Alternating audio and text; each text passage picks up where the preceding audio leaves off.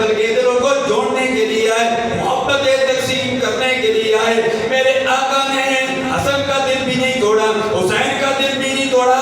فرمایا جاؤ علی المرتضیٰ کے پاس چلے جاؤ۔ علی المرتضیٰ نے فرمایا میں بھی فیصلہ نہیں کرنا چاہتا، اگر فیصلہ کروں فرمایا ایک ہی حق میں فیصلہ کروں دوسرے کا دل ٹوٹ جائے گا۔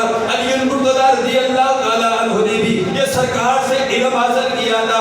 اللہ اللہ دونوں شہزادے سیدہ فاطمہ الزہرا مخدومہ کائنات کے پاس آتی ہے۔ مخدومہ کائنات نے فرمایا ہاں میں تمہارا فیصلہ کرتی ہوں، جاؤ نہ فیصلہ کرتی۔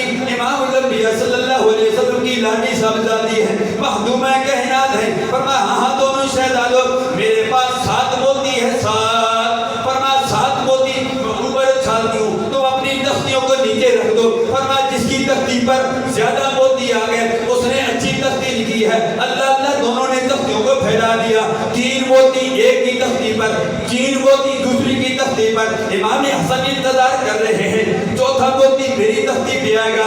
امام حسین انتظار کر رہے ہیں میری تختی پہ آ جائے گا، میرا نمبر بڑھ جائے گا۔